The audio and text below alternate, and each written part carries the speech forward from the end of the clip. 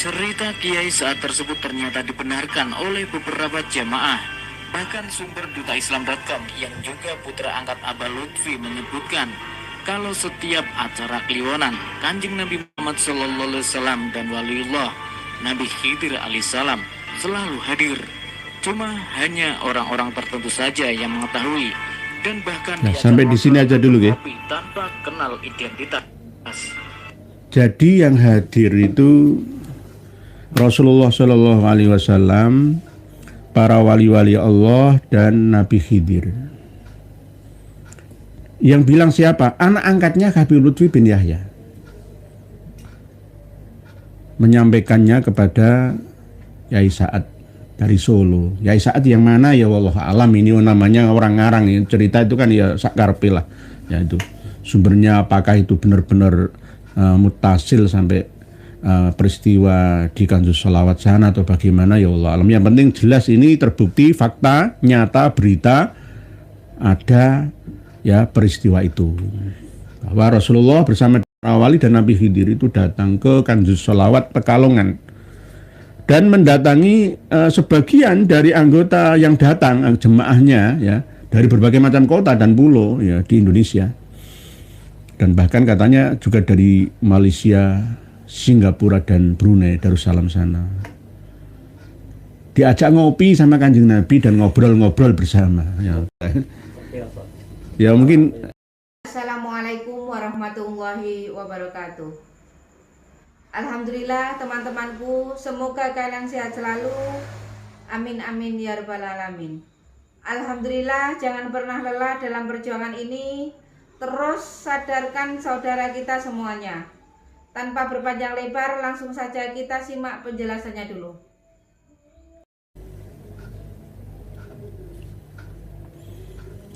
Assalamualaikum warahmatullahi wabarakatuh. Bismillah, alhamdulillah, ala ni'amillah, wassalatu wassalamu ala rasulillah Sayyidina Muhammad ibn Abdillah wa ala alihi wa sahbihi wa man tabi'ahum ila yaumil qiyamah. Qala Allah Ta'ala fi kitabihil karim, a'udzu billahi minasy syaithanir rajim, bismillahirrahmanirrahim. Wal asri innal insana lafi khusrin illa alladhina amanu wa 'amilus sholihati wa tawassaw bil haqqi wa tawassaw bis sabri. Wa qala Rasulullah sallallahu alaihi wasallam, man ra'ani fil manami faqad ra'ani fa inna syaitana la yatakhayyalu bi wa ru'yal mu'min juz'un min sittatin wa arba'ina juz'an nubuwah au kama qol amma ba'd. Saudara-saudariku semuanya di seluruh dunia yang berbahagia, kita malam hari ini telah diberikan anugerah tak terhingga dari Allah Ta'ala sehingga masih tetap bisa meneruskan kembali bertolabul ilmi, mencari pengetahuan untuk menguatkan keilmuan ke arah kualitas serta kuantitas pengabdian kita kepada Allah Ta'ala. Kita niat untuk mencari ridhonya dengan berharap mendapatkan ilmu yang maslahat dan manfaat fid dunya hatal akhirat. Sebelum kita memasuki tema kajian yang telah kami sampaikan kepada panjenengan semua terlebih dahulu, berita duka bagi saudara-saudari kita yang ada di Provinsi Bali sana, khususnya di Denpasar yang masih jibaku membersihkan rumahnya dari banjir bandang yang tak terduga. Ada 16 korban jiwa ya. Begitu juga harta benda ya. Semoga diberikan kesabaran dan cepat dipulihkan. Begitu juga kawan-kawan kita yang ada di Tangerang, Banten sana, ada ledakan yang menghancurkan 13 rumah di sana. dan banyak korban ya semoga tidak terlalu parah korbannya. Begitu juga di tempat lain di seluruh negeri kita. Semoga Allah senantiasa memberikan balasan atas kesabaran panjenengan semua yang menerima ujian, menerima musibah dan cobaan. Diberikan ketabahan dan kesabaran sehingga mendapatkan ganjaran yang tak bisa dihitung ya, saking banyaknya penjumlahan dari apa yang telah panjenengan lakukan. Kita sebenarnya tidak ingin seperti negara Nepal sana. Justru Filipina, Perancis, Nepal itu melihat kondisi gerakan dari saudara-saudari kita yang ada di Indonesia. Yakni ketika melihat wakil rakyatnya bersuka cita, berpesta pora, dipertontonkan, ya, dilihat oleh rakyatnya, sehingga terjadi kecemburuan sosial, yang akhirnya ada gerakan yang meniru kita. Sebenarnya Nepal itu, Perancis itu dulu belum bisa mengakses berita dari kita, sekarang sebaliknya malah. Filipina juga begitu. Lah ini alhamdulillah ada harapan semua sistem politik serta tata negara kita ini ada perubahan menuju arah yang lebih baik ke depannya. Jangan sampai 80 tahun merdeka warga negara Indonesia masih tetap merana. Jangan disalahkan jika kawan-kawan dari Papua dan Aceh sana ingin berpisah dari kita, karena kita tidak sanggup untuk memakmurkan mereka. Ini harus jadi alat pacu dan pemicu utama bagi para penyelenggara negara kita. Mohon maaf, saya tidak berbicara politik, tetapi amanat penderitaan rakyat kita harus benar-benar disampaikan, ya, dan tidak hanya melalui ucapan saja, harus dilaksanakan karena ini amanat dari Undang-Undang Dasar 45. Katanya Indonesia ini banyak umat Islamnya. Bahkan ada yang mengatakan banyak keturunan nabi palsunya, ya, yang akhirnya apa? Membuat negara kita Indonesia ini tidak seraya, ya, seperti yang kita rayakan setiap tahunnya. Jadi jargon semboyan Indonesia Raya ini belum makmur dan raya sebenarnya. Masih menderita. Gara-gara apa? Banyak cucu Nabi yang ada di negara kita. Cucu Nabi palsu. Kalau cucu Nabi asli membawa berkah bagi kita. Tapi kalau cucu Nabi palsu ya membawa laknah bagi negara kita. Yang akhirnya buktinya 80 tahun merdeka, ya, negara kita rakyatnya masih merana. Oleh sebab itu harusnya setiap tahun penutupan laporan tutup buku, ya, jangan laporan setiap bulan Agustus saja, tapi setiap akhir tahun bulan Desember laporan keuangan negara disampaikan kepada seluruh rakyat Indonesia. Nggak perlu ditutupi hanya di hadapan Dewan Perwakilan Rakyat kita saja. Satu tahun ini kita dapat laba berapa, keuntungan berapa. Jangan hanya lapor rugi saja. Kita ingin mendengar dan melihat berita. Ada laporan dari penyelenggara negara yang kita amanai untuk mengelola aset-aset kita. Kabar gembiranya apa? Pengumuman bagi seluruh rakyat Indonesia diwajibkan setelah memiliki kartu tanda penduduk. Begitu juga bagi yang terlahir di bumi kita Indonesia, wajib memiliki rekening perbankan yang ada. Pertama, harus memiliki rekening bank di bank-bank BUMN kita, yakni Bank BTN, BRI, BNI, dan Mandiri. Karena setiap bulannya kami selaku penyelenggara negara atas nama bangsa Indonesia akan memasukkan uang hasil bagi untung atas pengelolaan sumber daya alam kita kepada seluruh rakyat Indonesia. Setiap bulannya bervariasi mulai dari 10 juta sampai 1 juta. Masuk otomatis ke dalam rekening Anda semua. Saya sebagai Presiden Indonesia. Nah, keuntungan badan usaha milik negara, begitu juga semua hasil dari jerih payah dan upaya kita bersama telah menghasilkan keuangan yang signifikan. Nggak ada berita itu. Ini termasuk cerita apa? Bohong. A. Bohong. B. Beneran. C. Khayalan. Harus beneran. Kalau nggak usah jadi presiden. Nggak usah jadi anggota DPR.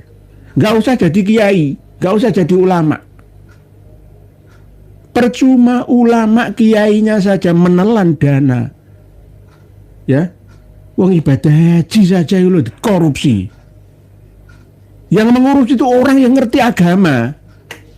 Ulama loh ya, anake ulama, ya kiai, anake kiai, ya Habib Asyatiri. Malu. Gak ada berita yang menggembirakan, gak ada di Indonesia ini. Heran aku. Gak usah nyalon jadi bupati, gubernur, menteri dipilih presiden ya, DPR mulai tingkat 1, 2, 3 ya, tingkat 1 pusat ya, 2 tingkat 1 provinsi, tingkat 2 kabupaten kota, pusat DPR RI, nggak usah nyalon. Kalau nggak bisa memakmurkan rakyat 80 tahun merdeka, harusnya kita malu sebagai bagian dari bangsa dan negara yang besar dan kaya raya ini. Itu loh. Ini penting kami sampaikan, ini jangan dianggap sepele loh ya. Dengarkan, jangan hanya dikasih berita nambah utang 10.000 triliun, 35 juta setiap orang kita menanggung utang. Berarti nggak becus ngurus negara. Kalau nggak becus mundur saja. Presiden Nepal mundur, Perdana Menteri Nepal mundur, Jepang saja mundur kok. Nggak mampu mundur saja. Jangan dipertahankan. Jangan dipertahankan. Percuma. Kalau hanya wajah-wajah itu saja yang mengelola negara ini lah ya, nggak diganti oleh orang-orang yang benar-benar bersih, ya. Percuma. Mayoritas umat Islam Indonesia tidak membuat bangsa Indonesia berkah, rizkinya, hartanya, kehidupannya. Apalagi sistem premanisme, banyak-banyakan pengikut. Namanya preman ini. Aku duwe pengikut akeh, jamiyah akeh. Ya, ternyata hanya untuk menipu bangsa dan negara. Ini kalau didengar oleh pemerintah Arab Saudi sana itu malu gitu. Sudah dikasih 20.000 kuota tambahan ya. Maksudnya supaya daftar tunggu itu nggak terlalu lama. Ya ini ya korupsi. Ya ini saya harapkan cucunya Yai Hasyim Asy'ari ya dari Tebu Ireng Jombang yang ngurus tentang haji dan umroh. Ayo sing bersih Kang Mas ya. Sing bersih. Insya Allah barokah. Barokah. Sama saya itu kadang-kadang gak setuju. Orang tawaf itu kumpul campur baur laki-laki perempuan didesek-desek ketika mau mencium Hajar Aswad. Gak karu-karuan laki-laki perempuan itu kan haram. Gak boleh itu.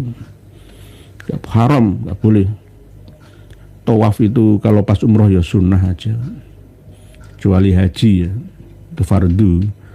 Terus melakukan keharaman ini percuma. Ini yang harus kita perhatikan bersama.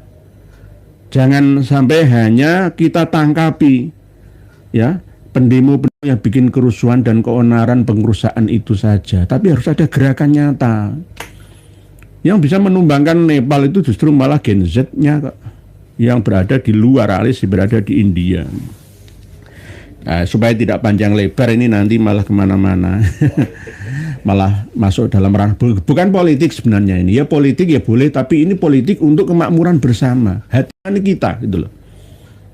Masa negara kaya raya kayak begini kok warganya melarat, yang akhirnya banyak mudarat, banyak kriminalitas, pembunuhan, judol, akhirnya orang bakar anak istrinya.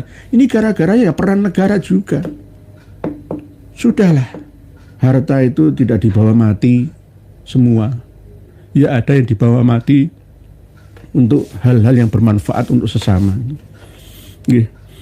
Jadi sebanyak apapun duriyah palsu yang ada di negeri kita tidak akan membawa banyak berkah. Buktinya jelas sekarang ini.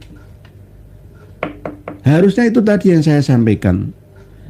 Pengumuman setiap warga negara harus memiliki nomor rekening perbankan yang nanti akan saya transfer semua, tidak ada bedanya lah. Gitu. Cuma pajak tak jadi diuber lah, ditekeki gulune mati kabeh mang bangsa Indonesia ini. Kasih kabar gembira, pengumuman setiap akhir bulan antara tanggal 25 sampai 30 setiap warga negara Republik Indonesia mendapatkan gaji dari negara. Gak usah banyak-banyak dulu latihan 300 ribuan per orang. Latihan dulu nanti meningkat. Gak usah 10 juta. Ya. Dan didok perampasan aset koruptor itu. Didok saja. Miskinkan. Kalau bisa terapkan hukuman mati. Dor di lapangan. Gak perlu ke Nusa Kambangan. Di lapangan biar dilihat banyak orang. Baru negara kita ini ya 81 tahun merdeka nanti 1 tahun lagi itu benar-benar Indonesia Raya, ya raya benaran merayakan kemerdekaan. Ini mau Indonesia Raya tak ucapan itu praktek rawono. Enggak ada brus namanya. Enggak bisa ngelola negara yang mundur saja. Biar anak-anak muda ini yang cekatan ya. Nah, ini banyak teman-teman kita. Pak Samsul Al-Banjari di mana namanya nanti guys, siap. Pak Muhammad Rasul Dalu, Pak Kiai Nur ya. Nah, insya Allah semoga pembahasan malam ini berkah bermanfaat, amin. Kita kembali ke bahasan. Kita akan membahas Kanzus Sholawat sebenarnya yang dimulai dari tahun 1996 di Pekalongan oleh Kang Mas Lutfi bin Yahya. Itu sebagai embrio berdirinya majelis-majelis sholawatan yang ada di seluruh Indonesia. Kanzus Sholawat itu artinya adalah peti atau gedung simpanannya sholawat. Ini kan termasuk corak dari sufi. Sufi itu ada yang seneng sholawatan. Jadi seakan-akan ibadah itu hanya sholawatan saja. Itu padahal ya tidak. Dan sholawat itu sendiri apa, itu kadang-kadang kita masih kurang memahaminya. Kita akan menelusuri jejak peristiwa yang dimulai dari doktrin-doktrin pemula. Kaum-kaum awam yang ada semua direduksi ya pemahamannya. Sehingga ditipu dengan dogma-dogma. Contohnya adalah yang sudah kami bagikan di bawah video kita. Yakni tentang kita setel bersama. 4 menitan ya, nggak apa-apa sambil istirahat saya. Jadi ada 2 nanti, yang satunya ya sekalian. Yang bawah aja, yang agak anu itu, yang pertama itu yang ori itu. Jadi di situ ada informasi yang penting. Nah ini tadi kita mengucapkan bela sungkawa, yang berkomentar ya lumayan banyak. Jadi kita dengarkan bersama, walaupun nanti panjenengan juga bisa menyimaknya secara mandiri di tempat Anda. Ini penting karena ini menyangkut kemajuan peradaban dalam beragama dan hidup bernegara.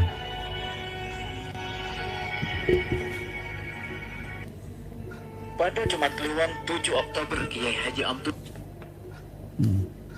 saat hadir dalam acara Ngaji Kliwonan Habib Lutfi bin Yahya di gedung Kanzus Sholawat Pekalongan seperti biasanya. Kepada dutaislam.com, Kiai Sa'ad menceritakan apa yang terjadi ketika berada pas di belakang Abah Lutfi usai pengajian. Sambil menerima ribuan para jamaah yang sedang antri bersalaman, Abah Lutfi yang posisi duduk di kursi ngaji di dalam gedung Kansus, beliau melirik ke Kiai Sa'ad agar memperhatikan seorang pengemis yang duduk jongkok Seorang pengemis di pintu masuk gedung paling ujung. Kiai Sa'ad hanya memperhatikan dan memang melihat laki-laki berpenampilan pengemis yang sedang jongkok dan merokok tersebut.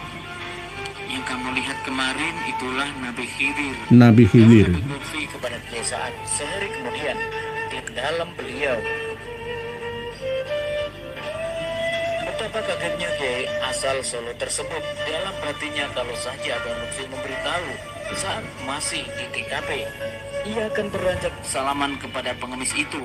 Dalam hati, ia mengaku kalau tampilan pengemis yang saat itu hadir kliwonan tidak seperti pengemis yang biasa dilihat.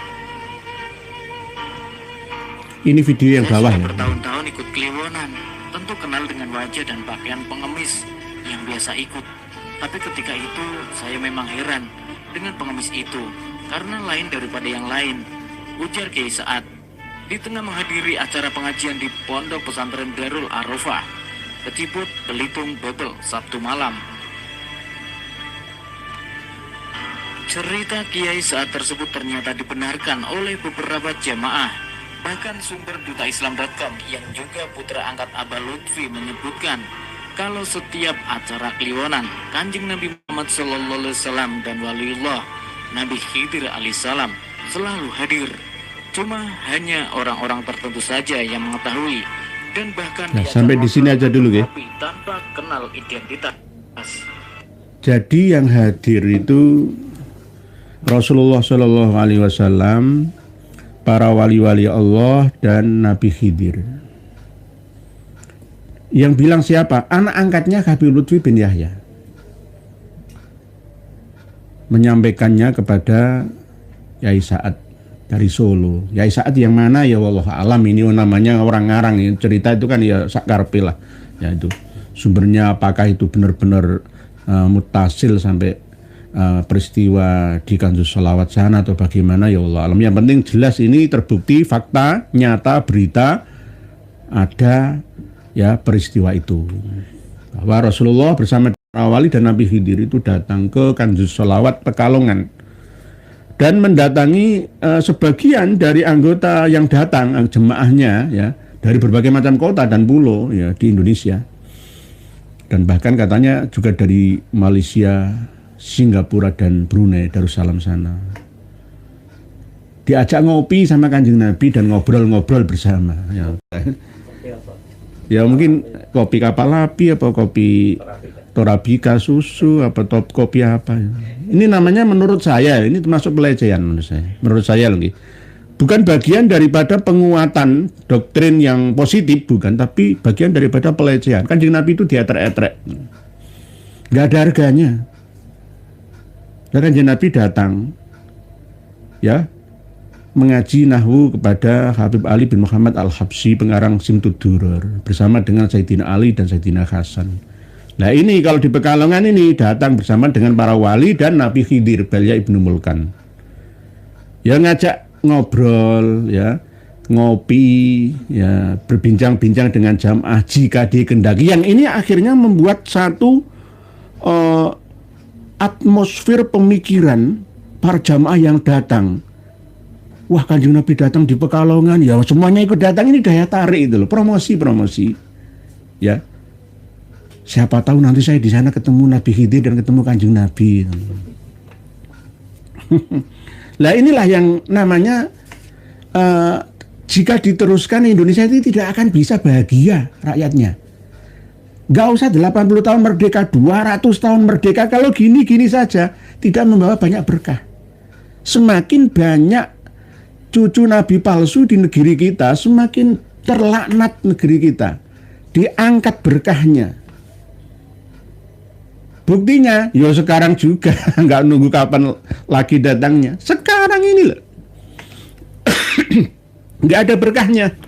Dicabut berkahnya kecuali hanya dalam lingkup kecil perkumpulan atau individu saja. Secara global, secara umum sebenarnya ya kalau kita ini 80% ya yang menempati Nusantara Indonesia Raya, umat Islam semua kan 80% ya mampu memakmurkan negara Indonesia, insya Allah. Non-muslim itu masuk Islam semua. Karena mayoritas penyelenggara negara kita itu ya Islam agamanya. 75% itu muslim. Tapi kenapa? Ya dulu, kenapa? Ya gara-gara contohnya seperti ini aja. Turut serta membodohkan, ya, menumpulkan pemikiran anak bangsa, membiarkan umat dan jamaahnya itu tersesat dari jalan yang benar dengan doktrin-doktrin yang tidak masuk akal. Di antaranya ya ini apa kurang cerdasnya orang-orang ini. Ini gambaran Nabi Khidir Balya ibnu Mulkan, pengemis. Dan nanti kalau ada pengemis beneran berwajah Yaman ya, terus nanti di branding itu waliullah, di dalam dirinya itulah rohnya Nabi Khidir Balya ibnu Mulkan, yang nunduk itu tokoh, ya jadi temenanan, padahal pemalsuan, penipuan itu. Perlu kita ketahui bersama bahwa Nabi Khidir itu sudah meninggal dunia.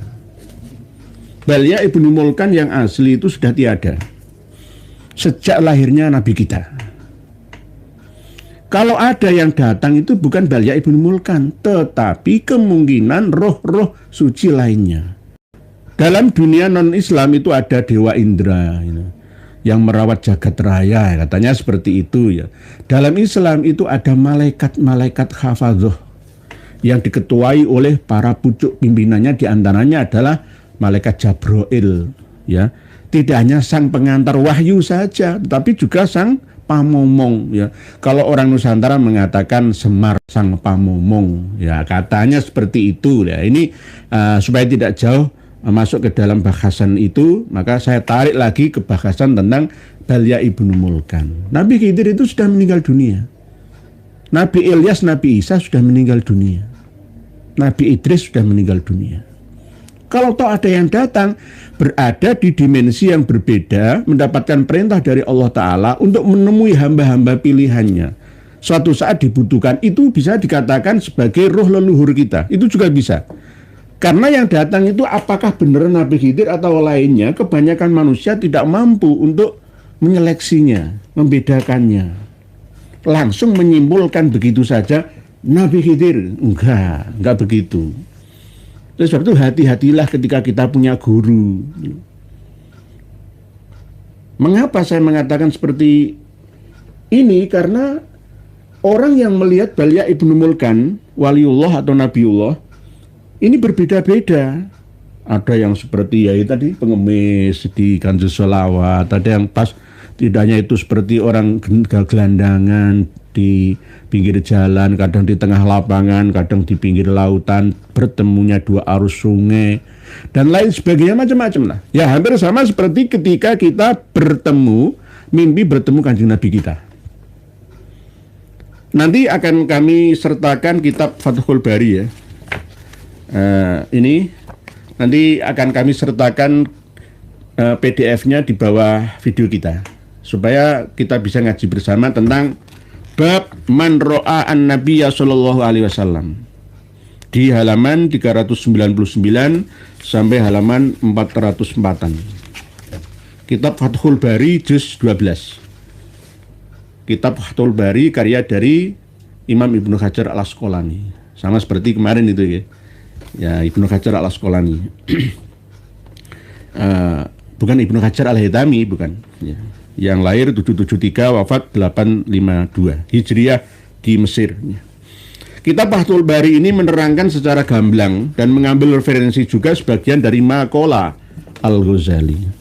Di halaman 399 ini beliau menerangkan tentang mimpi ya dari Kanjeng Nabi kita, tentang bagaimana bentuk dari Nabi kita yang asli itu seperti apa. Kalau menurut Imam Ghazali sendiri, Belum tentu orang yang bermimpi ketemu kanjeng Nabi itu bisa dibenarkan 100%. Belum tentu.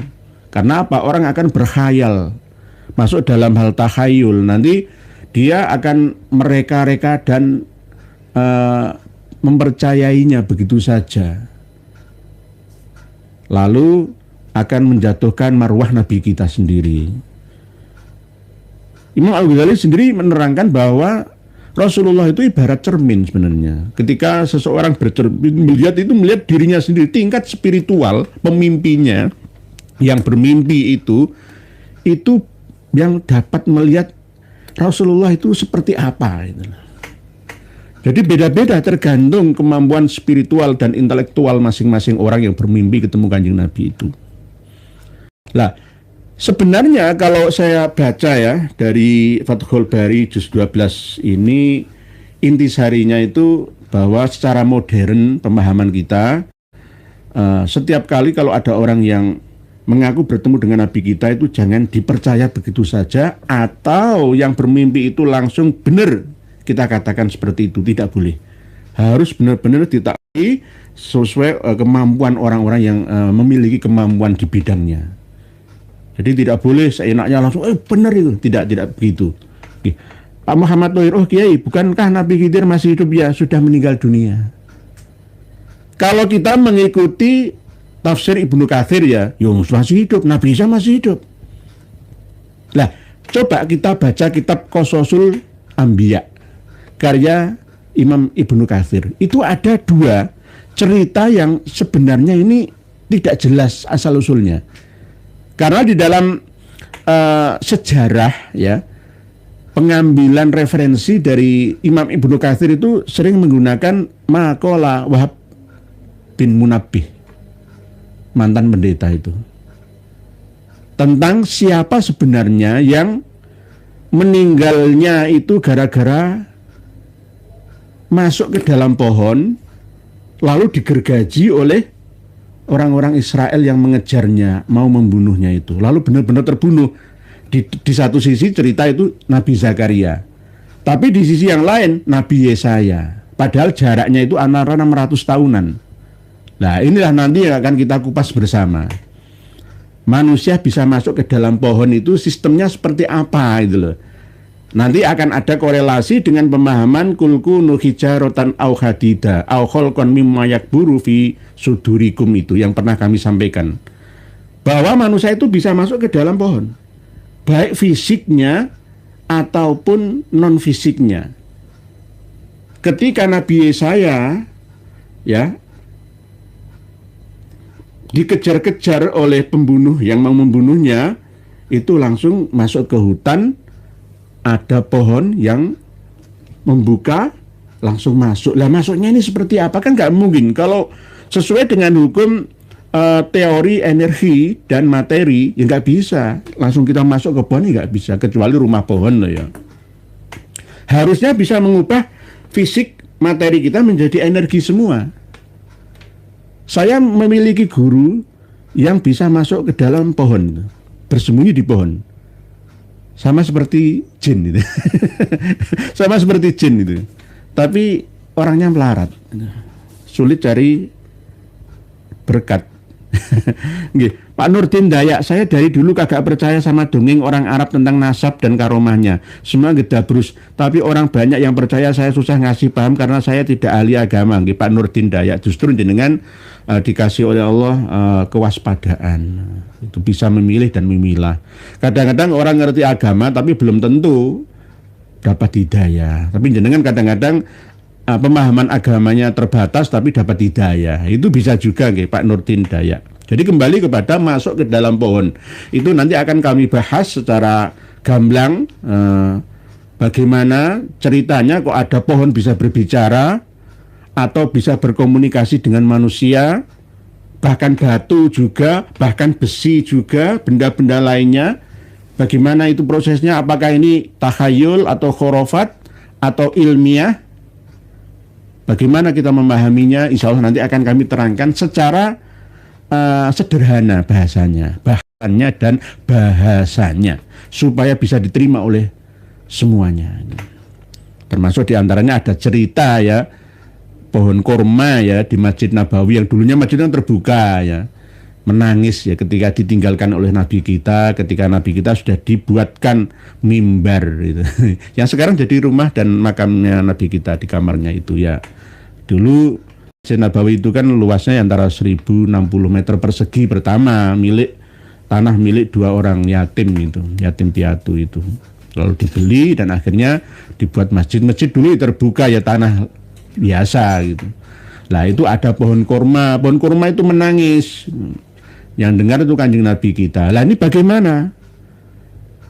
Oleh sebab itu nanti akan kami terangkan pada tema yang berbeda. Kembali kepada tema yang intinya bahwa peristiwa tentang datangnya Kanjeng Nabi kita, Nabi Khidir dan para aulia di Kanjus Sholawat Pekalongan sana itu jika diterima begitu saja, diyakini, maka akan berbahaya.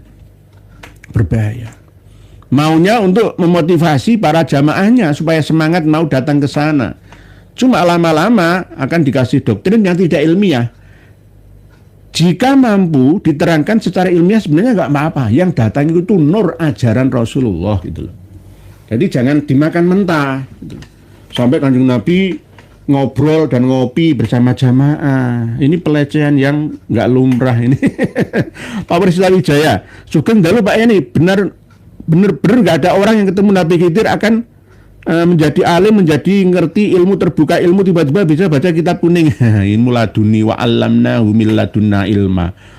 Ilmu laduni itu sebenarnya ya tidak harus ketemu dengan Nabi Khidir. Kalau dulu itu saya waktu mondok itu setiap habis sholat 5 waktu itu membaca surat Al-Fatihah dihadiahkan kepada Nabi Khidir dulu. Tapi saya tinggalkan itu dulu waktu masih muda, umur 20 tahunan itu ya. Setiap sholat itu tidak boleh ketinggalan. Dan sholatnya tidak boleh qadha, harus tepat waktu. Kalau bisa berjamaah itu lebih afdol, dan membaca suratul Fatihah 41 kali kepada Nabiullah Balya ibnu Mulkan. Padahal sebenarnya Nabi Khidir itu sudah meninggal dunia.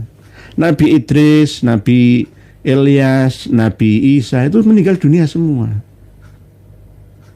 Yang ngendika siapa? Gusti Allah. Tafsir terbaik itu dari Al-Quran sendiri. Baru dengan hadis Nabi. Bukan tafsir Ma'al Munir misalkan, Jalalain, Sawi misalkan, Ibnu Katsir misalkan, Mafatihul Ghaib, Ibnu Abbas Al-Mikbas misalkan. Tidak. Dari Quran sendiri. Sudah sering saya sampaikan, keempat Nabi tersebut itu sudah tiada. Jangan diharapkan lagi kedatangannya. Aneh kan ya? Aneh kan ya, ini namanya update terbaru, pemahaman ilmu terbaru. Jadi untuk Pak Warsita Wijaya itu ya, bisa tergantung keyakinan. Itu bukan Nabi Khidir yang asli yang memberikan insting itu hanya sekedar keyakinan yang kuat. Sehingga mendatangkan karomat lah istilahnya begitu. Man jadda wajada itu. Walladzina jahadu fina lanahdiyannahum subulana. Tergantung niate. Ana indaloni abdi bi kata Allah. Dalam hadis qudsi itu, aku ini tergantung persangkaan dari umatku terhadapku itu. Lah, inginnya seperti itu ya dikasih oleh Allah ilmu laduni tapi tingkat biasa. Oke, Kang Brot semoga bisa buat hiburan ya, semoga sadar. Ini kan kita bahas ini supaya bisa diterima oleh semuanya dengan akal sehat kita. Kanjeng Nabi ngopi, ngobrol, Nabi Khidir, para wali ngobrol di Kanjus Sholawat Pekalongan sana. Ini nanti lama-lama di sana itu Kanjeng Nabi itu rumahnya ya di Pekalongan nanti. Ini berbahaya. Nanti akan membuka lagi cabang Pekalongan, Kanjus Sholawat Blora, Kanjus Sholawat Jogja, Kanjus Sholawat Surabaya, Kanjus seluruh kota-kota di Indonesia. Kalian mau apa? Kalau sudah terbuka seperti itu, lalu melalui kerajaan Kanjus Sholawat itu akan menggerakkan sholawat-sholawat secara ngamenan. Ngamenan itu ya show di tempat-tempat yang lain di seluruh kota. Nanti didoktrin seperti ini semua. Ini kan wajah-wajah orang terdidik kan ini. Ini siapa ini? Saya kurang kenal ini yang ini. Ini loh. Ini gitu, saja gitu. Oleh sebab itu, semakin banyak wajah-wajah seperti ini, nggak banyak berkah masyarakat Indonesia. Buktinya 80 tahun merdeka ya. masyarakatnya yang merana. Kita nggak perlu bicara teori lah. Buktikan saja. Negeri seluas sekaya Indonesia, rakyatnya merana. Kalau Nepal itu punya apa? Nepal nggak punya laut. Perdagangan saja itu harus wajib lewat India. Kalau lewat Cina itu terlalu terjal aksesnya. Kan di pegunungan Himalaya itu. Nggak punya laut. Nepal itu. Luasnya Nepal itu cuma seluas provinsi Kalimantan Barat. Sak negara itu. Dulunya nggak segitu. Dulunya tuh 2/3. 3 kali lipatnya yang sekarang itu Nepal. Karena kepentingan India, hulu sungai kan berasalkan dari sana. India kalau Gangga Indus nggak dari sana ya nggak ada pengairan sungai, nggak ada kehidupan kemakmuran di India. Hati tergantung dengan Nepal. Itu negara yang tidak memiliki lautan di atas gunung sana.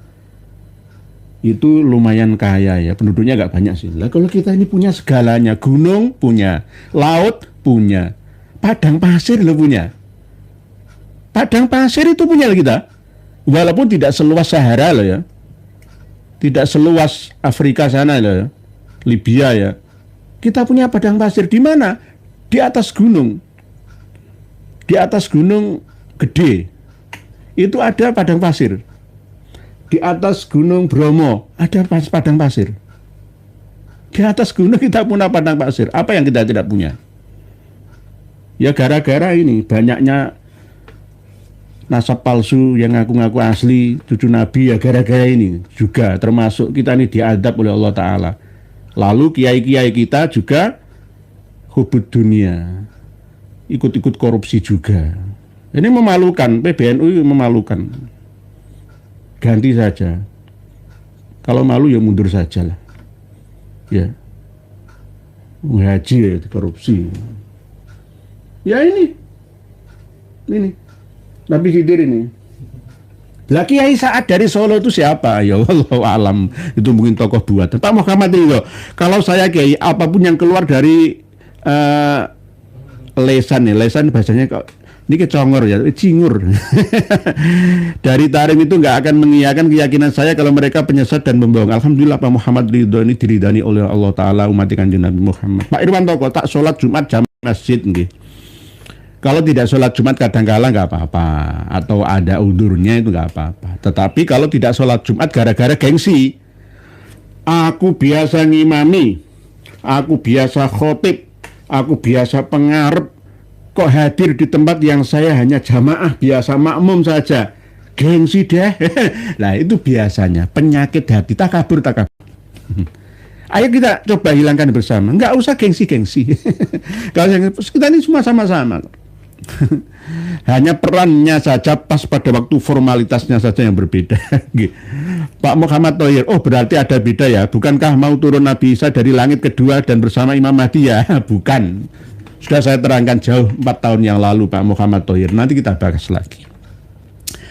Nabi Isa itu sudah meninggal dunia. Yang ada itu adalah jiwanya. Umurnya Nabi Isa 120 tahun. 2 kali lipatnya umur Nabi kita. Gitu loh. Hadisnya ada. Sanad perawinya oke juga. Nggih, Pak Muhammad Thohir. Oh berarti ada beda nggih. Nanti kita ngaji bersama. Jangan dipikir terlalu berat. Dipikir enteng saja. Nanti saya ketemu juga. Ngaji kita ini slow gitu loh. Nggak terlalu menggunakan kosakata dan bahasa yang muluk-muluk.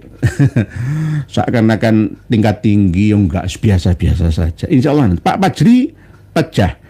Coba sih pada cerdas, woi, mukipin Pak Dungu ya kebablasan maunya tipu diperbudak imigran-imigran. Nggih. Pak Ahmad Gufroni, dasar orang jahat akan lebih jahat jika memegang agama. Nggih. Lebih baik orang biasa gak memegang tampuk kepemimpinan agama, sesat sendiri saja. Akibatnya gak terlalu luas. Tapi kalau orang bodoh, idza wusidal amru ila ghairi ahlihi ya fantadiri sa'ah, kehancuran semua. Ini penting ya. Kadang-kadang orang nggak mampu dipaksakan supaya mampu, ya jadinya kayak begini ini. Jadi nanti sufi-sufi Indonesia ini harus diseleksi lagi loh ya. Mohon maaf. Tasawuf termasuk tarekoh-tarekoh itu karena ini nanti akan berhubungan dengan kemajuan kita dalam berliterasi, ya, dalam memahami ya inti dari agama kita ini, sehingga langsung kepada bangsa dan negara secara keseluruhan. Kalau bangsa kita lemah ya, kita juga akan mudah untuk dilemahkan, dijajah itu. Wong ini saja kita ini ya gara-gara MUI, Menteri Agama, organisasi NU, Nahdlatul Ulama itu sama Muhammadiyah ya.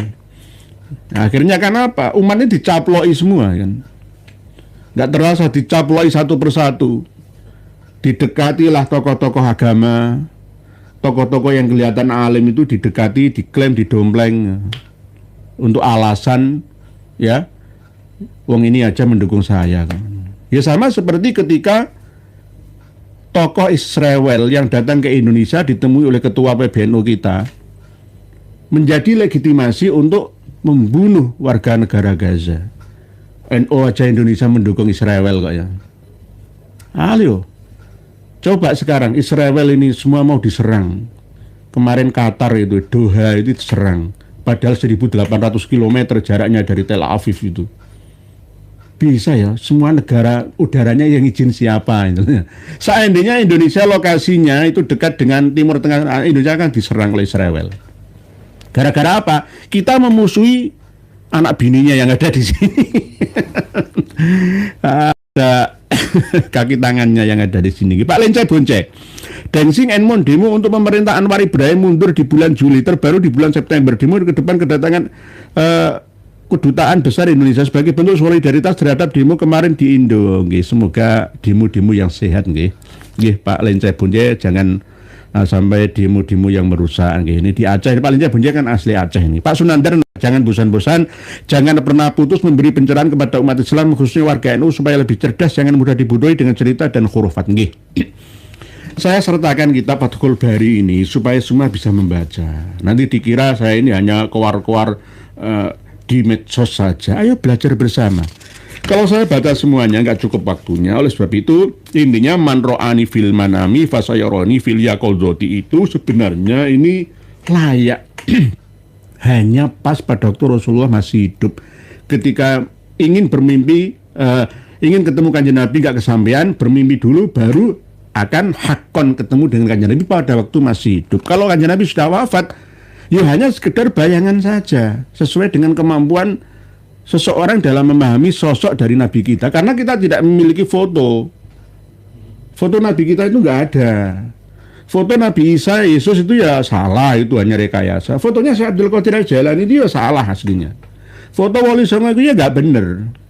Saya benerin fotonya Habib itu loh, bener itu. Oleh sebab itu karena foto Habib bener, sejak dulu Habib itu sering ya berfoto. Karena apa? Nanti suatu saat akan diingat oleh anak cucu dan pengikutnya. Ini loh wajah Kanjeng Nabi kita. Wajah orang memandang wajah Habib. Ya, nadiri fil jannah. Orang yang melihatku saja bisa masuk surga, apalagi langsung bisa melihat wajahku. Jadi termasuk canggih loh ya. Di makam Habib Ja'far Al-Kaf ada foto. Oh iya, di makamnya Habib Ja'far Al-Kaf itu ada fotonya. Dipasang foto besar itu.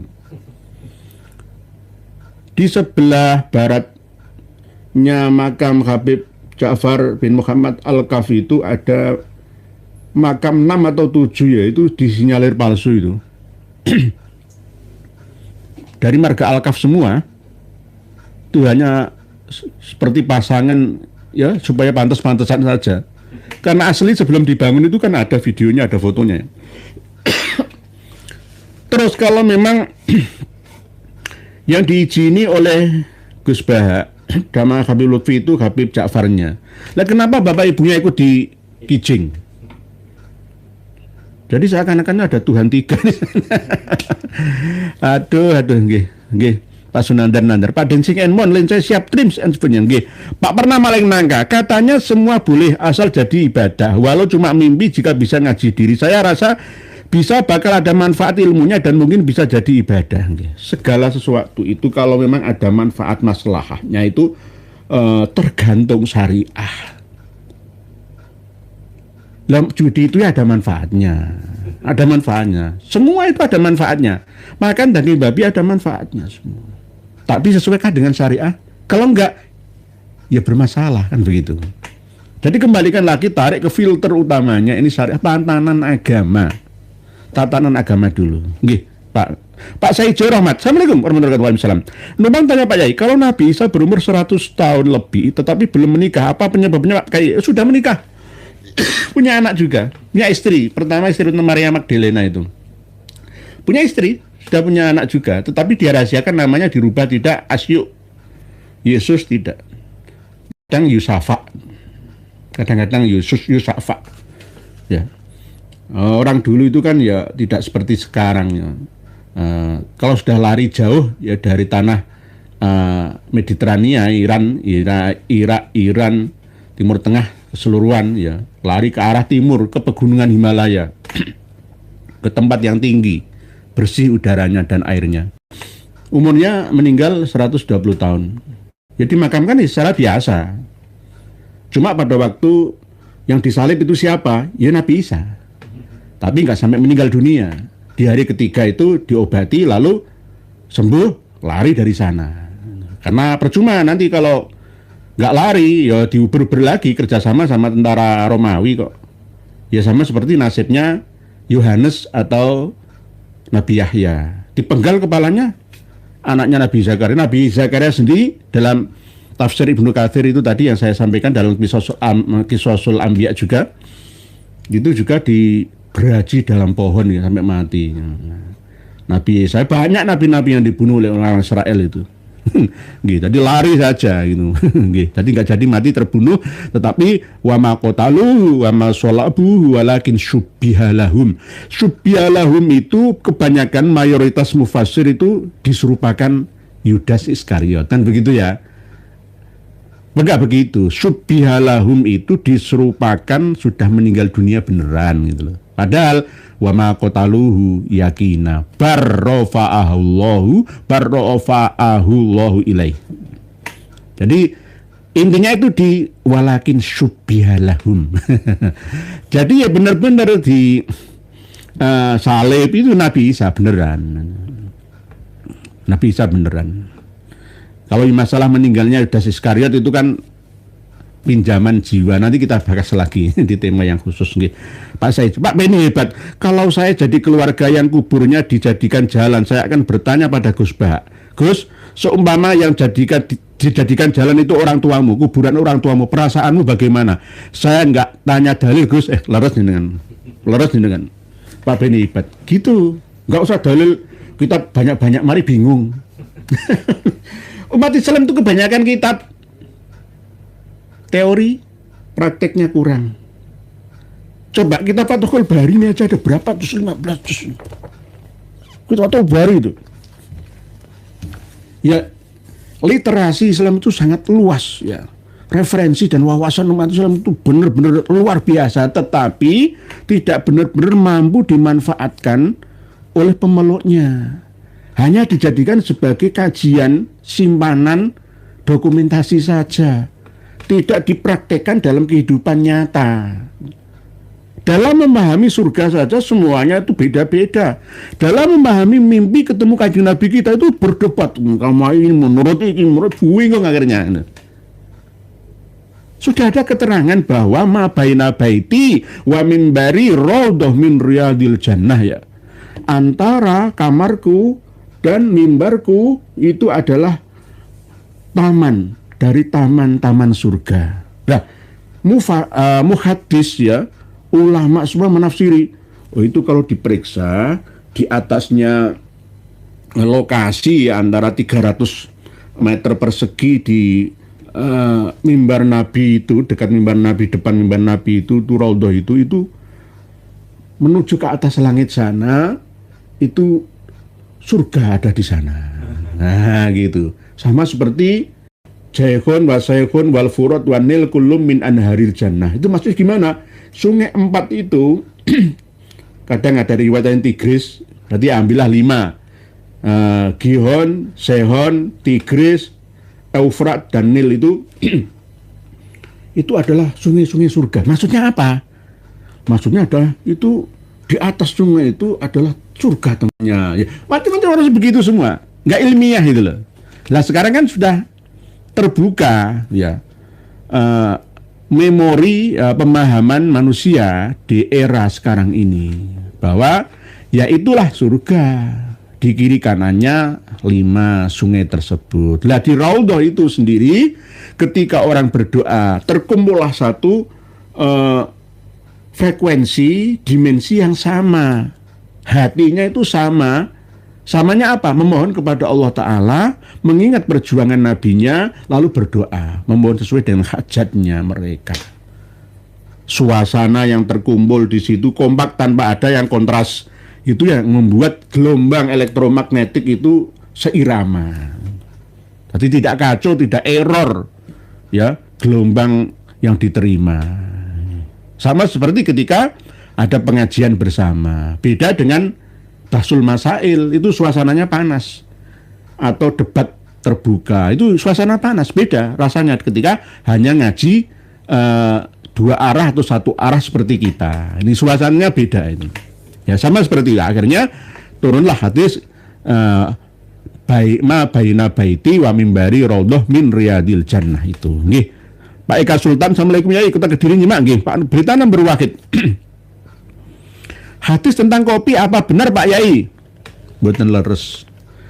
Mboten leres. Itu hadis ciptaan Ba'alawi, tapi sumbernya dari non Ba'alawi, tapi yang mengisbat itu Ba'alawi. Bahwa barang siapa di mulutnya ini masih ada bekas kopi, maka malaikat akan beristighfar kepadanya. Hadis palsu riwayat Ba'alawi. Padahal Kanjeng Nabi nggak pernah mengatakan ini. Ini namanya menfitnah Kanjeng Nabi. Padahal sudah di ancam man kadzaba alayya muta'ammidan falyatabawa maq'adahu minan nar. Kanjeng Nabi saja mereka bohongi, apalagi jenengan. Gusti Allah saja itu loh dibohongi, apalagi jenengan. Malah lebih mudah. Pak Sarif Nur Zaman, ketika Adam digoda oleh iblis yang pakai pakaian sorban gamis dan bertasbih. Ini kan kiasan kiasan analogi Pak Sarif Nur Zaman. Ada benarnya bahwa manusia yang menurunkan nabi-nabi dan rasul ya itu dulunya ya diganggu ya untuk mampu hidup kekal. Supaya kekal ya harus melakukan persetubuhan. Akhirnya menurunkan keturunan-keturunan itu. Sajarah khuldi. Sajarah khuldi, bukan samarah khuldi, bukan, tapi sajarah, pohon keabadian, bukan buah keabadian. Itu masuk bagian dari godaan. Lah kalau di Indonesia ya kita sebenarnya tidak boleh rasis ya, menghina yang memakai pakaian tertentu. Yang penting kan nutupi aurat, itu nggak sopan, nggak masalah. Cuma kadang-kadang itu dengan berpakaian tertentu itu membuat kita sombong. Misalkan saya itu berpakaian ala Habib semua, oh saya sombong malah. Kita kan apa adanya. Yang penting sopan gitu aja. Pak Mizan, salam dari Banjarmasin. Gue siap, Banjarmasin, Kalimantan Selatan. Nih. Pak Ahmad Saleh, dari wajah kekasih bayi Siti Nurhaliza. Ini nyanyian dari Siti Nurhaliza ini. Siti Nurhaliza itu aslinya kan orang Malaysia, tetapi menggunakan nama Siti kayak wong Jawa. Karena berasal dari Sayyidi. Oleh sebab itu kenapa kok saya pernah mengatakan ibunya Nabi Adam itu Siti? Ya karena memang berasal dari Sayyidati. Nek Sidi berasal dari Sayyidi. Terlalu panjang disingkat Sidi dan Siti gitu ada. Sayyidah, Sayyidati, jadi Siti, Sayyidi, jadi Sidi. Sidi Muhammad Amin Qudsi Habibin Nabi. Pak Mizan, Pak Ahmad Saleh, Pak Mizan, saya semua nggih. Terus berikutnya kembali nggih ke tema, kadang lari ke membaca tulisan panjenengan semua.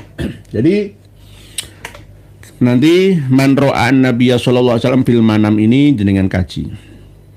Intisarinya sudah saya sampaikan bahwa menurut Imam Ghazali bahwa Nabi itu seperti cermin ya. Kalau kita bermimpi ketemu kanjeng Nabi, jangan lihat cermin itu, lihat diri kita. Oh, kok kanjeng Nabi kok kecil loh, berarti diri kita ini masih kecil. Ya, masih rendah tingkat pemahaman spiritual dan intelektual kita. Jadi beda-beda, setiap orang itu pengalaman spiritualnya berbeda-beda. Tapi kadang-kadang enggak kanjeng Nabi, tapi ditafsiri sendiri, dipahami, diasumsikan sendiri menjadi kanjeng Nabi. Padahal enggak, itu leluhurmu, kemungkinan gurumu atau arwah-arwah yang al-muqaddasah lainnya itu. Tapi dipahami langsung sama gitu aja. Apalagi seperti ini malah justru bukan fil manami tapi fil yaqadzati, dalam kondisi tertentu ya. Karena orang itu kalau sudah terbuka alam bawah sadarnya itu bisa menerima sinyal yang tidak masuk akalnya tidak masuk ke akalnya. Cobalah begini, sama seperti keyakinan kita misalkan kita datang ke pasar tradisional ya. Saya berkeyakinan bahwa di pasar itu ada Nabi Khidir. Dilalai saya di sana itu ketemu tukang becak itu ya, wah itu Nabi Khidir ya, kelihatannya kok proses ya. Karena saya putus asa, di mana Nabi Khidir nggak ketemu juga, akhirnya wes ikulah. Iku paling ya nyamar Nabi Khidir, tak salami, tak sangoni ya. Lah ini menurut alam bawah sadar kita sendiri, keyakinan kita sendiri yang terbangun dari rumah ketika kita mau berangkat ke sana, ke pasar itu. Sama seperti itu. Semakin tergantung keyakinannya itu loh. Sama seperti ketika ada orang ya jualan minyak, jualan baju, yakin bahwa sumber rezekinya itu dari situ, ya bisa cukup yuk. Orang yang terbiasa jualan bakso, sumber rezekinya dari situ, ya dia cukup karena yakin sudah terbuka alam bawah sadarnya. Lah kalau kita pas mau ke Kanjus Sholawat, baik Blora, Jogja, Purwodadi, Demak dan sekitarnya, khususnya pusatnya di Pekalongan, berangkat dari rumah itu sudah meletakkan akal sehat kita, mengaktifkan alam bawah sadar kita, maka di sana nanti kita akan aneh-aneh itu loh. Ketemu dengan pengalaman yang macam-macam aneh juga. Sama seperti keyakinan orang Indonesia ketika berada di Makkah Al-Mukarramah, di sekitar Ka'bah, atau di Madinah Al-Munawwarah. Nanti akan ketemu macam-macam. Saya itu pernah diceritani, saya itu demi Allah, Yai, ketemu dengan jenengan di Makkah. Ngapusi ya. Namanya Pak Otto namanya. Itu ketika beliau berhaji itu ketemu saya di depan Ka'bah. Wah itu paling kamu membawa memori pandangan, kamu kan kenal saya, akhirnya kebawa ke sana loh. Enggak, iso demi Allah, enggak, ngapusi. Kedabrus itu. Nah, itu memori yang terbawa. Gitu. Ya tidak hanya di Mekah, Madinah saja, cobalah jenengan ke pantai selatan sana. Sudah tertanam dalam memori alam bawah sadar kita, kalau kita memakai pakaian hijau di pantai laut selatan Jawa, maka akan disambar oleh ombak di sana. Coba kalau nggak percaya, silakan ke sana. Jadi sabar temenanan, ya, karena keyakinan kita seperti itu terbangun secara komunitas, ya, secara berjamaah. Yang akhirnya terjadilah sesuai dengan keyakinan kita itu. Jadi misalkan, ya, orang yang sudah on alam bawah sadarnya gara-gara masalah keuangan, ya, dia nekat mencari pesugihan ya. Orang mencari pesugihan itu tidak langsung bisa sukses berhasil, itu nggak bisa. Nanti diteliti dulu adakah keluarga terdekat, ya, ahli waris yang pernah berhasil melakukan pesugihan seperti itu. Kalau tidak, no, percuma ikut pesugihan, nggak akan di ACC sama jinnya. Misalkan saya ikut pesugihan, ya nggak di ACC, jinnya takut sama saya. Gitu. Karena apa? Dicari dulu, pernah ada genetika DNA dalam tubuh saya ini yang pernah dikasih makan melalui pesugihan, kerjasama dengan kejinan itu. Begitu, sama dengan ketika dulu mau masuk tentara itu kan ditanya dulu, pernahkah pamanmu, bule budimu, atau pernah jadi militer TNI Polri atau tidak? Kalau mudah gampang. Sama seperti artis gitu loh ya. Al, El, dan Dul itu kepingin jadi artis gampang, karena bapak ibunya sudah jadi artis duluan. Tapi kalau kayak misalkan, siapa ya?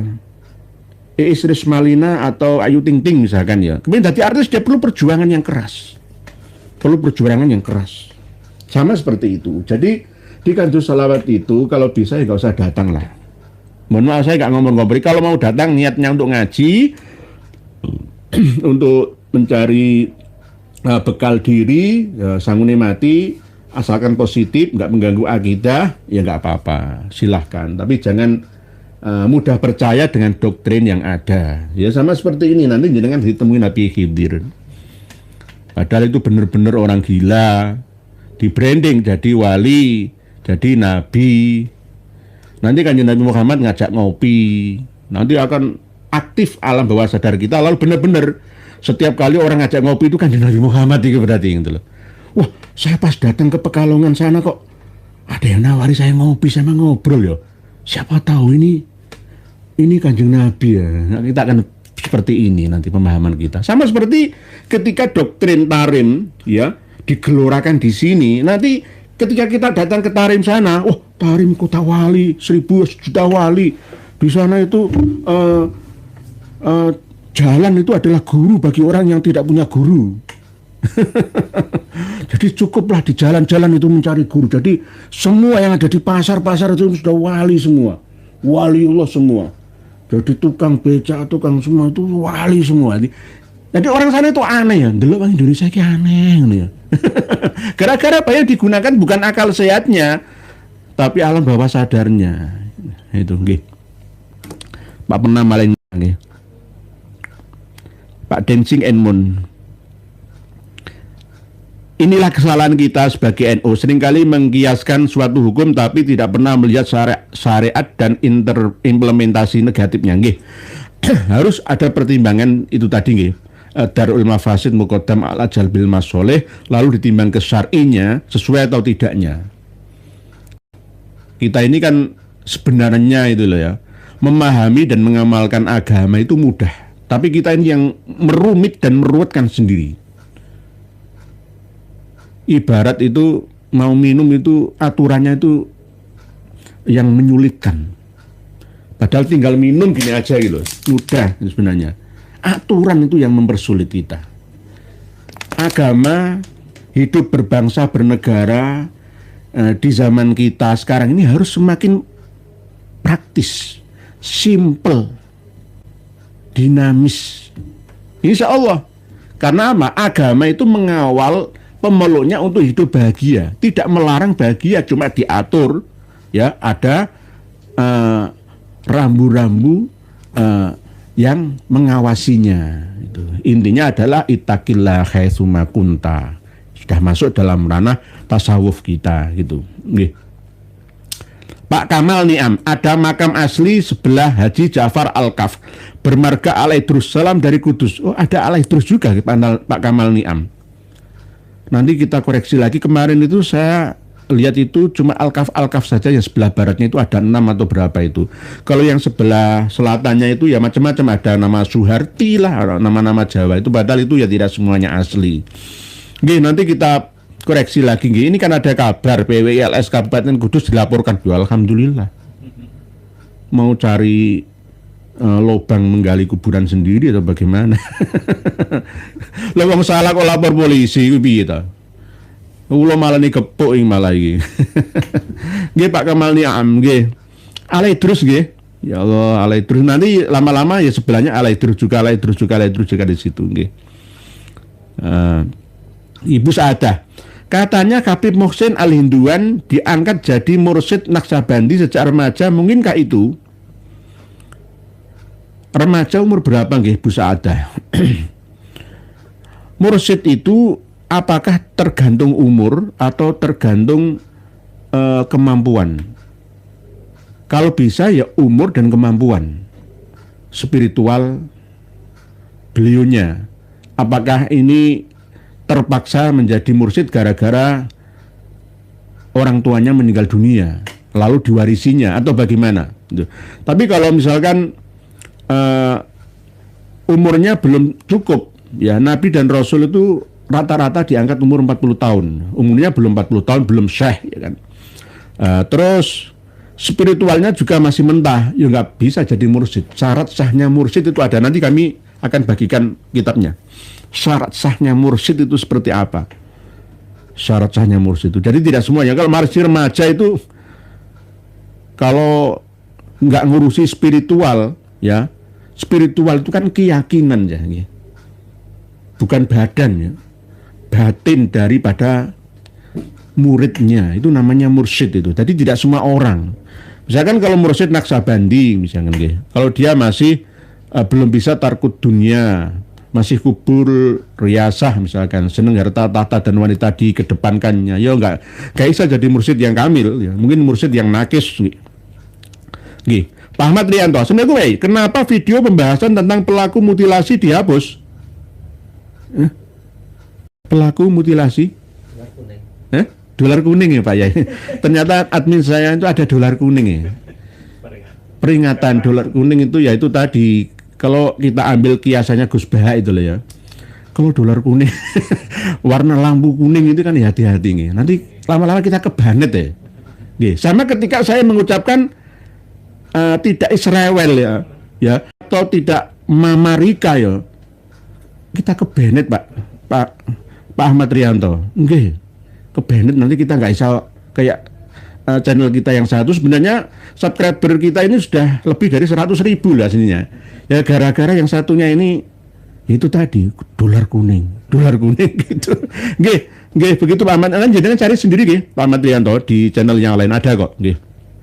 Ada nanti banyak. Pak Yamin 1969 Bandung hadir Pak Yesi. Pak udah alaskah hadis kopi saja palsu.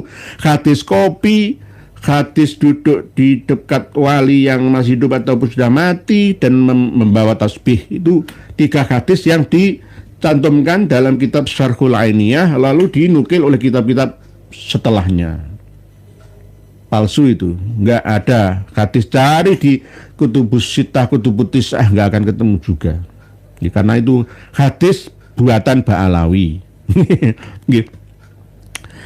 Pak Huda Alaska, alhamdulillah saya yang doif ini 100.000%.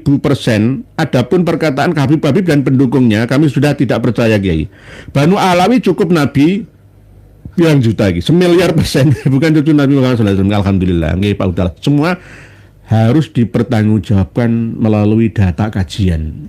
Dan apa yang saya sampaikan ini bukan berdasarkan hawa nafsu, bahwa memang benar ya dibela kayak apa, ini sudah 4 tahun berjalan ya. Nasabah Alawi itu enggak bisa dikasih bantuan keselamatan, sudah tewas kerungkatan. Hanya pembela-pembela yang mencari data ya, sisa-sisa saja lah, itu hanya untuk menguatkan ya keyakinan mereka saja. Intinya 3 jalur: sains, DNA, data kitab yang ada, ya plus perilaku mereka itu sudah menunjukkan bahwa mereka itu bukan cucu Nabi kita. Kalau salah satu mungkin ada yang mendukung, itu kita masih bisa ya 50% atau 10% percaya, tapi ini sudah tidak bisa dipercaya lagi.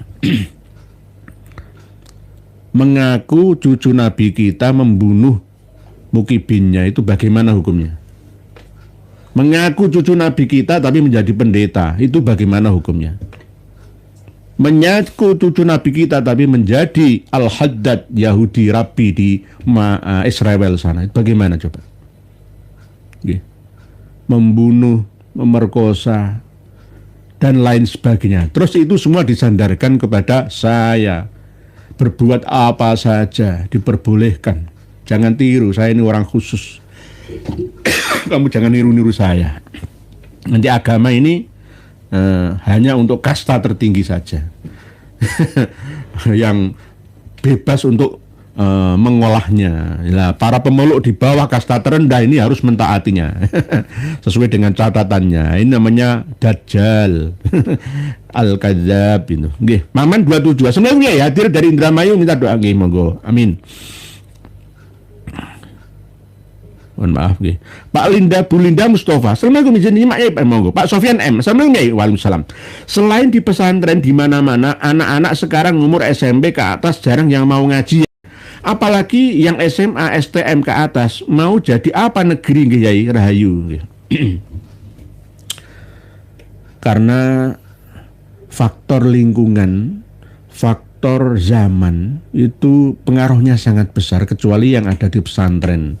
Tidak ada handphone, tidak ada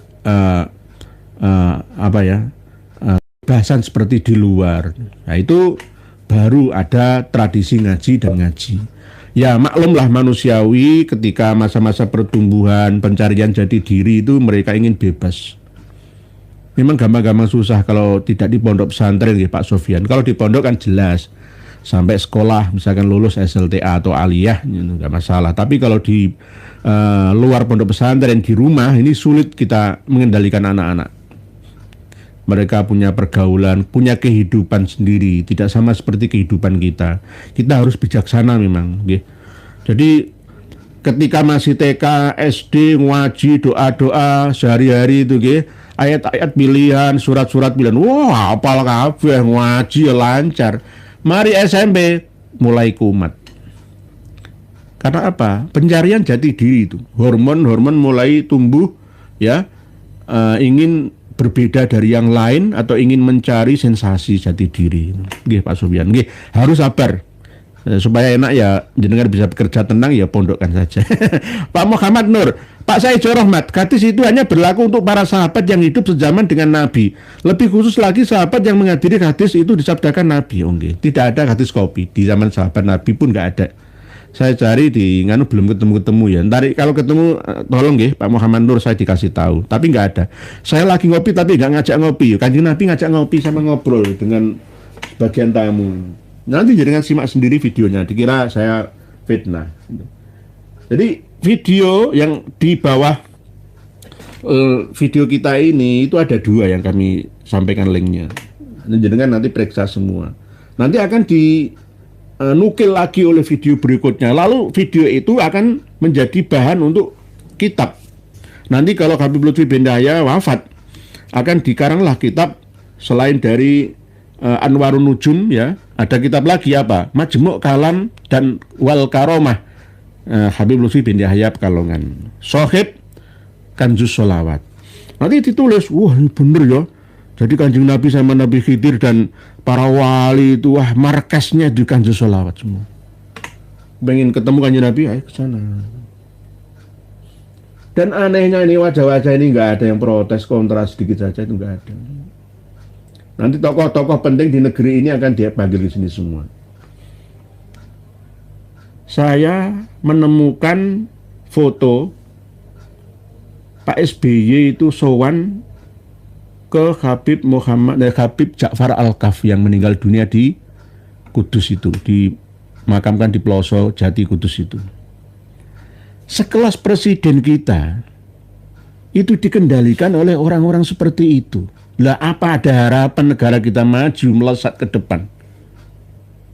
Indonesia ini masih menggunakan klenik mistik klasik dalam pemahaman. Bukan berarti ini tidak menggunakan ketuhanan yang maha esa, tidak. Tetap ketuhanan yang maha esa, spiritual, supranatural itu kuat, nggak apa-apa, bagus. Tapi sekelas kepala negara ingin jadi presiden itu harus sowan kepada orang-orang gila seperti ini, terus bagaimana? Katanya ini ada yang branding ya, promosi sowan ini loh nanti kamu jadi presiden, sowan ini kamu jadi bupati, sowan ini kamu akan jadi gubernur, kamu akan jadi polisi dan seterusnya dan seterusnya. Dibangunlah satu keyakinan secara komunitas keumuman ya melalui iklan semua kono lho ampuh itu iku lho ampuh padahal ODJ. Mau jadi apa negeri kita ini? Sekelas presiden manut karo DGJ. Mau jadi apa? Ya seperti ini buktinya 80 tahun merdeka nggak ada perubahan yang nyata menuju ke Indonesia Raya sebenarnya yang tadi di mukadimah kami sampaikan itu. Ini membaca nggih. Nah, membaca tulisan panjenengan yang awal tadi. Pak Nasoha Suryadinata seneng nggih, PLS kulon Progo hadir nggih, siap nggih. Nggih, terus suwun monggo. Saya tak membaca tulisan panjenengan yang tadi. Dari Gajah Mada. Balawi itu nggak ada yang beres, nggak ada sebenarnya 1%. saya bela 1% cuma 1%. Dan rata-rata usianya yang tua-tua. Kalau yang muda-muda itu opo jari leluhurnya. Oleh sebab itu saya ingatkan, mumpung masih belum meninggal dunia, wahai Habib semua, hilangkan marga kalian dan Habib di depan nama sampean. Kalau ingin benar-benar membaur menjadi warga negara Republik Indonesia, hapus itu di KTP-mu, hapus itu di ijazahmu. Tapi kalau kamu masih tetap menggunakan Al-Habib atau SY Syarif atau SYT Saidah misalkan, nggak ada harapan kalian bisa membaur, menyatu.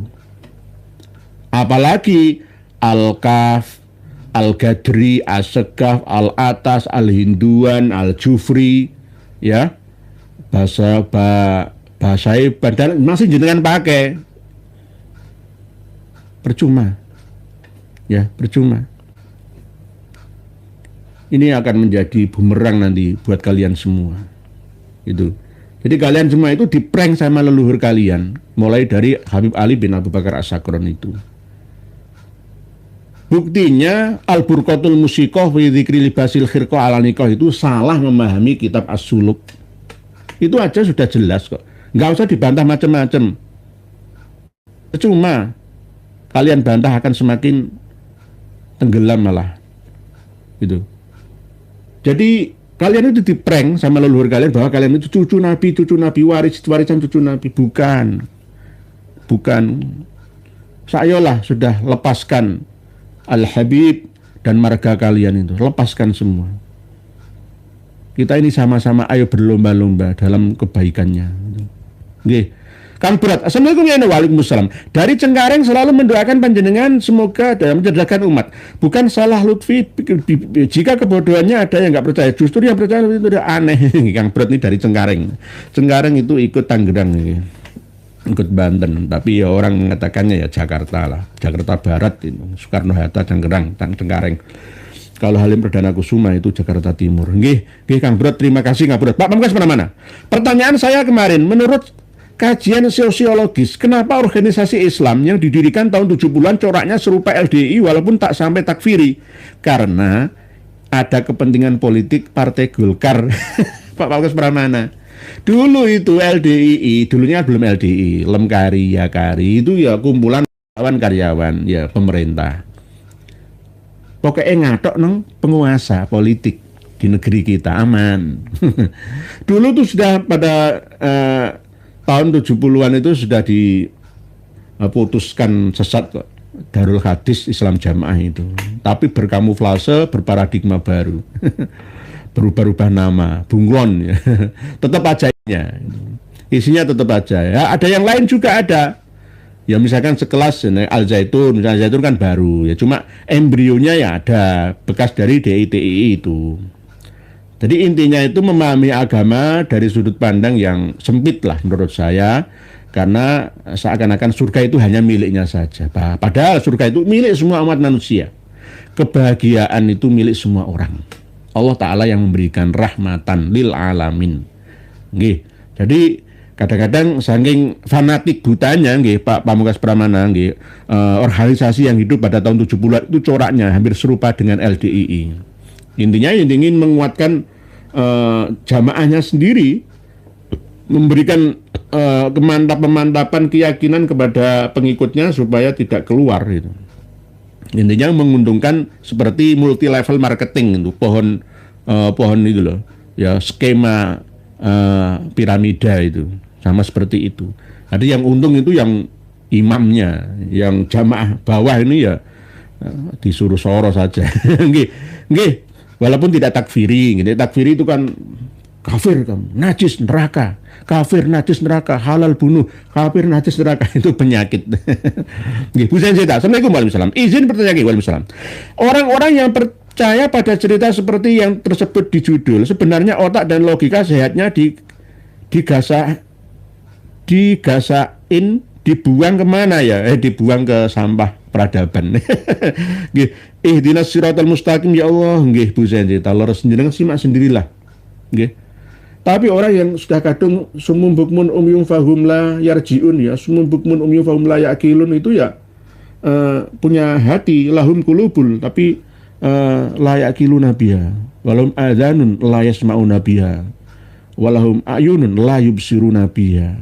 Ulaika kal an'am balhum adall. Kalau keras-kerasan itu wah, ulaika kal an'am. Hewan ya, saya kan nggak tega mengatakan hewan ya. Ininya ya dalam surat Yasin itu loh. Khotamallahu di dalam surat Al-Baqarah dulu. Khotamallahu ala qulubihim wa ala samihim wa ala absarihim ghishawah. Kalau di dalam surat Yasin itu apa? Yasin wal Qur'anil Hakim innaka laminal mursalin ala siratim mustaqim tanzilal azizir mitundira qauman ma undira aba mamghabun laqad haqqal qawlu ala mu'minun inna ja'alna fi anaqihim aghlalan fahida inna itu ada belenggu di lehernya ini.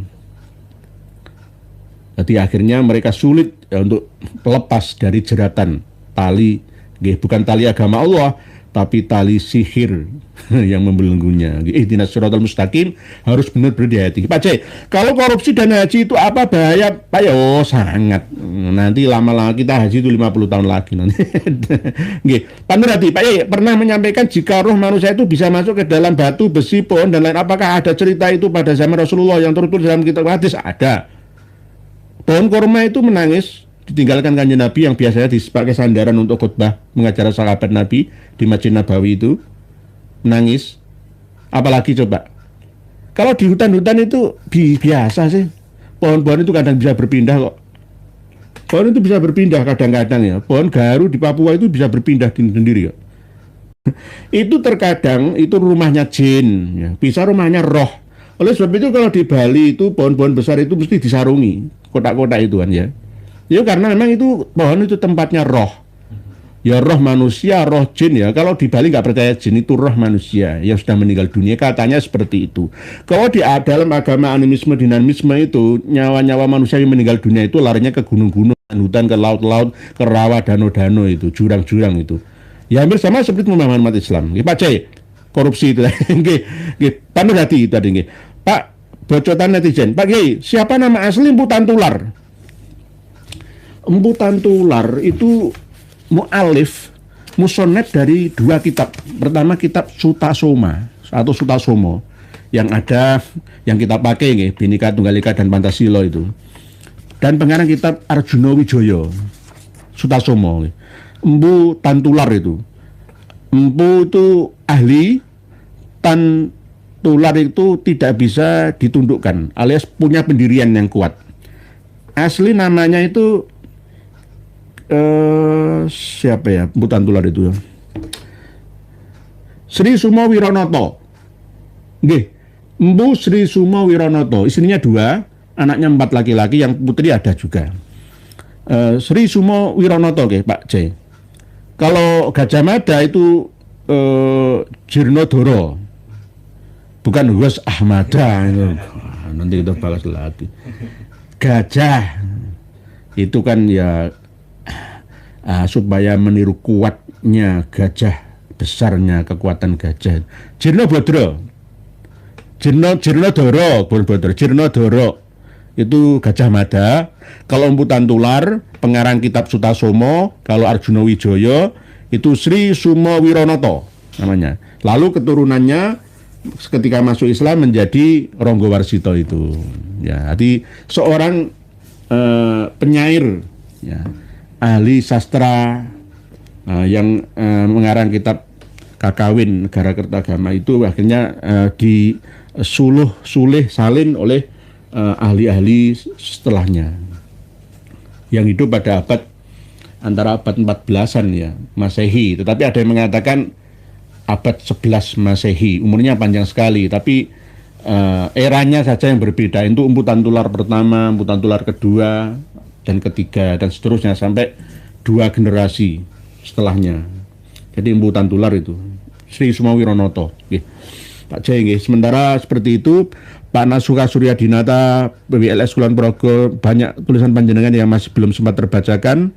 Pak Zainal Abidin melu tadi intinya kesimpulan dari kajian kita malam hari ini bahwa Nabi Muhammad dan Nabi Khidir itu selalu hadir di acara Kliwonan Pekalongan. Kliwonan itu pokoknya ya pas-pasaran Kliwon ya. Mungkin pasaran sepisan satu pasaran itu 35 hari sekali. Jadi lagi paing pon wagi Kliwon, lagi paing pon wagi Kliwon, pas Kliwonnya. Kliwon itu pasaran Jawa. Pekenan atau pasaran. Lah, hadirnya itu kadang-kadang ngajak ngopi sama ngobroli jamaah yang hadir di sana untuk daya tarik. Ya, ada tanda-tandanya kalau pas Nabi kita hadir ke sana itu ya tawasulnya Habib Lutfi bin Yahya itu panjang sekali. Misalkan ila hadratin Nabil Mustafa Muhammadin sallallahu alaihi wasallam ikhwan min al-anbiya al-mursalin wal awliya syuhada. Pokoknya tawasulnya banyak sampai Habib disebut kabeh. Habib dari marga saja pusat Indonesia Raya disebut kabeh sampai nang donya. Iku nek disebutnya kabeh iku tanda-tandane Nabi hadir. Nabi Khidir hadir. Wali-wali hadir. Daftar hadirnya banyak dan ngajak ngopi. Nanti kalau di sana orang sudah kadung terbuka alam bawah sadarnya nemuni wong apa iku Nabi Khidir itu.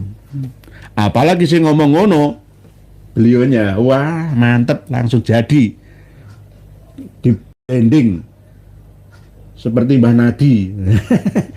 Yang mempromosikan Habib Ja'far Al-Kafi.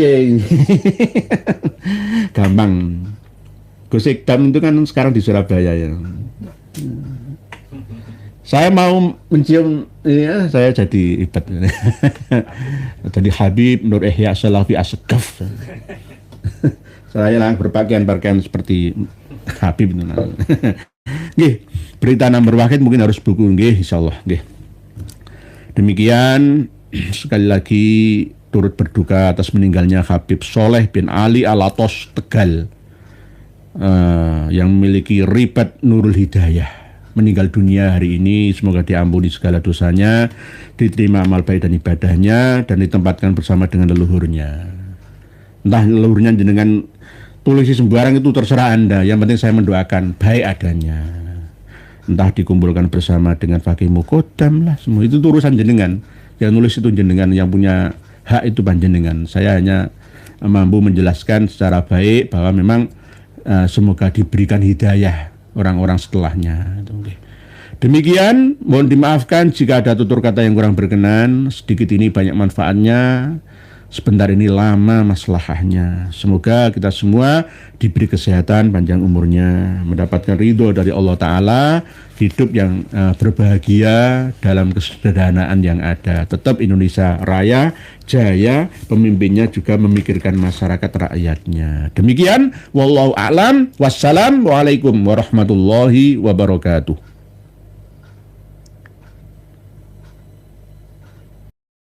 Alhamdulillah, semoga bertambah sadar para pengikut mereka habaib. Sudah saatnya kita pribumi bangkit lawan semua doktrin mereka habaib. Wahai saudaraku, secara ilmu sejarah dan nasab, sudah terbukti Ubaidillah terputus 650 tahun, bahkan lebih. Dan secara ilmu filologi juga tidak nyambung mereka habaib, apalagi dengan ilmu pasti yaitu ilmu YDNA. Jelas mereka anak cucu Yahudi. Terus apalagi yang bikin saudara-saudara bingung? Kan sudah jelas semuanya. Dan coba kita lihat jejak digital mereka habaib. Fakih Mukodam Isra Mi'raj 70 kali. Ini sangat menyesatkan. Bahkan saya berpikir mereka itu Islam atau bukan. Dan mereka juga terus-terusan menggaungkan bahwa Indonesia merdeka karena jasa habaib. Ini sangat menyesatkan. Karena tokoh-tokoh pahlawan nasional kita tidak ada dari kalangan mereka habaib. Justru merekalah yang buat Nusantara lama merdeka. Karena mereka habaib kerjasama dengan Belanda. Dan setelah Indonesia merdeka, muncul lagi PKI, bahkan 2 kali. Dan siapa tokoh PKI? Ya mereka juga. Kalau dipikir-pikir, mereka wajib kita usir dari Indonesia ini. Mereka mirip dengan kaum Rohingya. Dan masih banyak lagi rekam jejak hitam mereka habaib di Indonesia ini. Dari sini bisa dipahami kan?